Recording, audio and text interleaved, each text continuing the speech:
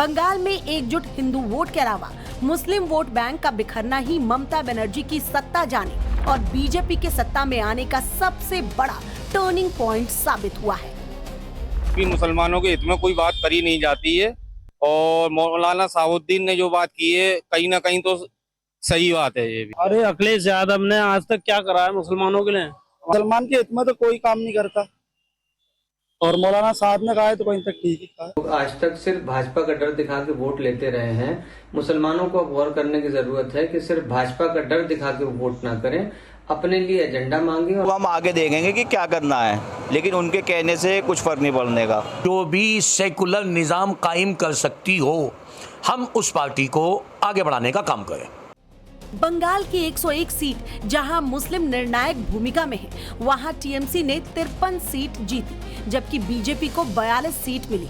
Left, Congress और अन्य को 2-2 सीट मिली। इन सीटों पर 2021 में टीएमसी को 89 सीट मिली थी, जबकि 11 सीट बीजेपी जीती थी, जबकि 1 सीट अन्य के खाते में गई थी। यानी मुस्लिम वोट बैंक के बिखरने से ममता बनर्जी को 36 सीटों का नुकसान हुआ और बीजेपी को 31 सीट का फायदा, जबकि अन्य को भी 5 सीटों का फायदा हुआ। बंगाल में पिछले 15 सालों से मुस्लिम मतदाता ममता बनर्जी के साथ मजबूती से खड़ा था, लेकिन 2026 में ये वोट बैंक कई हिस्सों में बंट गया। पीरजादा नौशाद सिद्दीकी की आईएसएफ और लेफ्ट के गठबंधन ने दक्षिण बंगाल के मुस्लिम बहुल इलाकों में टीएमसी को बड़ा नुकसान पहुंचाया। हुमायूं कबीर की आम जनता यूनियन पार्टी ने मुर्शिदाबाद और मालदा जैसे जिलों में मुस्लिम वोटों में बड़ी सेंध लगाई। इसका असर ये हुआ कि मुस्लिम बाहुल्य जिलों में जहां टीएमसी एक तरफा जीतती थी, वहां इस बार नतीजे चौंकाने वाले रहे। मालदा में मुस्लिम आबादी 50% से ज्यादा है। यहाँ की 12 सीटों में से बीजेपी 6 सीटों पर जीत दर्ज करने में सफल रही। 70% मुस्लिम आबादी वाले मुर्शिदाबाद जिले की 22 सीटों में से बीजेपी ने 8 सीटें जीती। चुनाव आयोग के आंकड़ों के अनुसार राज्य की 62 प्रमुख मुस्लिम बाहुल्य सीटों में से बीजेपी ने 18 सीटों पर जीत हासिल की, जबकि टीएमसी 39 पर सिमट गई। बंगाल में पूरे इंडिया में एक ही प्रदेश है जहां पर 60 असेंबली कॉन्स्टिट्यूंसीज हैं, जहां पर मुसलमान मेजॉरिटी में है। कोई स्टेट में नहीं है। 60 असेंबली कॉन्स्टिट्यूंसी जहां पे मुसलमान मेजॉरिटी में है और 20 ऐसे असेंबली कॉन्स्टिट्यूंसी जहां मुसलमान 30 to 40% है, तब भी बीजेपी जीत रही वहां पर। बंगाल के बाद अब बारी उत्तर प्रदेश की है। अगर बंगाल वाला पैटर्न यूपी में चल गया तो फिर मुसलमान वोट किस करवट जाएगा? बंगाल में ममता को हुमायूं कबीर, ओवैसी और नौशाद पीरजादा ने चुनौती दी, तो यूपी में राजनीतिक पार्टियों के अलावा मौलाना भी अखिलेश के खिलाफ मोर्चा खोले हुए हैं। किसी मौलाना के फतवों से, किसी मौलाना की अपील से पीडीए पे कोई फर्क पड़ने वाला नहीं है। बहुत से लोग भारतीय जनता पार्टी के लिए काम करते हैं, उनमें से रिजवी साहब भी एक हैं। ये लोग तब नहीं बोलते हैं जब जाति और धर्म देखकर बुलडोजर की कार्रवाई होती है। ये तब नहीं बोलते हैं जब जाति देखकर दलित को, महिला को, ब्राह्मण को, मुस्लिम को सताया जाता है। ये सिर्फ और सिर्फ भाजपा का एजेंडा चलाने काम करते हैं। मौलाना रिजवी का बयान ये बताता है कि धीरे धीरे भारतीय जनता पार्टी की प्रति जो अखिलेश यादव मुसलमानों में नफरत फैला रहे थे, उसका भ्रम दूर हो रहा। उत्तर प्रदेश की राजनीति में मुस्लिम आबादी विधानसभा और लोकसभा चुनाव में हार जीत का गणित तय करती है। मुस्लिम वोटर लंबे समय तक किंग मेकर की भूमिका अदा करते रहे हैं। भले राजनीति अल्पसंख्यक से हटकर अब बहुसंख्यक समुदायों के इर्द गिर्द सिमट गई हो, लेकिन सूबे की सियासी शतरंजी विसात पर मुस्लिम वोट बैंक की अहमियत को अनदेखा नहीं किया जा सकता। अब सवाल है कि उत्तर प्रदेश का मुसलमान 2027 में किसके साथ जाएगा? ये सवाल इसलिए क्योंकि यूपी में मुस्लिम वोट के टेंडर कई पार्टियां डालेंगी। अव्वल तो ओवैसी ही दावेदारी ठोकेगी, दूसरी कांग्रेस है जिसका मुस्लिम कोर वोट बैंक रहा है। तीसरे में कई ऑप्शन हो सकते हैं, जैसे बंगाल में नई बाबरी की नींव रखने वाले हुमायूं कबीर थे। लेकिन इन सब की दावेदारी का नुकसान तो अखिलेश की समाजवादी पार्टी को ही होगा। यकीनन आप कम्युनल फोर्सेस को हराइए, मगर अपनी पॉलिटिकल लीडरशिप को बनाइए। आपकी लीडरशिप की जरूरत है जो आपकी होनी चाहिए। आप सिर्फ वोट डालने वाले बन गए। यूपी में करीब 20% मुस्लिम मतदाता हैं और प्रदेश की कुल 143 सीटों पर अपना असर रखते हैं।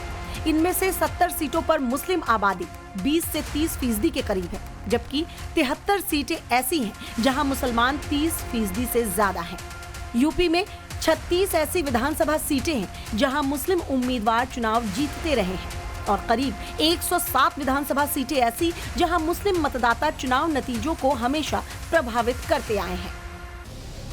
पूर्वांचल के कुछ हिस्सों में मुसलमान हैं तो पश्चिमी यूपी में मुसलमानों की बड़ी तादाद है। पश्चिमी यूपी में 26.21% आबादी मुसलमानों की है। सूबे के 7 जिलों में मुसलमानों की आबादी 40% से ज्यादा है, जिसमें मुरादाबाद में 50.80%, रामपुर में 0.57%, बिजनौर में 43.04%, सहारनपुर में 41.97%, मुजफ्फरनगर में 41.11%, शामली में 41.73%, अमरोहा में 40.78% है।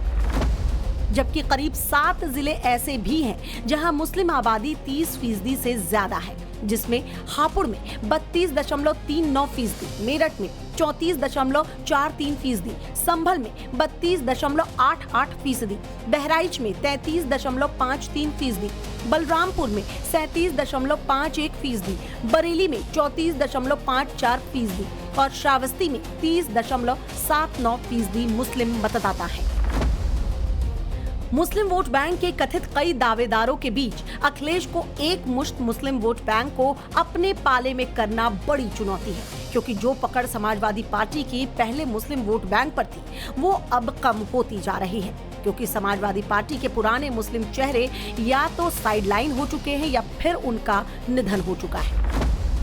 आजम खान, शफीकुर रहमान बर्क और एसटी हसन जैसे नेताओं की कभी मुस्लिम वोट बैंक में अच्छी पकड़ थी, लेकिन अब आजम खान जेल में बंद है, शफीकुर रहमान बर्क का निधन हो चुका है, एसटी हसन जैसे नेता अब पार्टी में साइडलाइन किए जा चुके हैं। मौजूदा हालात में अखिलेश जिन नेताओं के भरोसे मुस्लिम वोट बैंक को साधने की कोशिश कर रहे हैं उसमें मौलाना मुहिबुल्लाह नदवी, इकरा हसन, अफजाल अंसारी, जियाउर रहमान बर्क, नाहिद हसन और मोहम्मद अब्दुल्ला आजम खान शामिल हैं।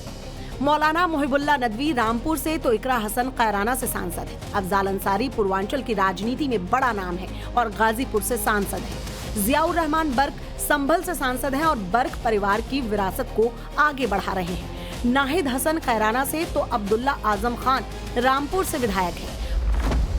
फौज तो बड़ी है, लेकिन इन नेताओं का जमीन पर मुस्लिम वोट बैंक के बीच पकड़ कितनी है, ये बड़ा सवाल है।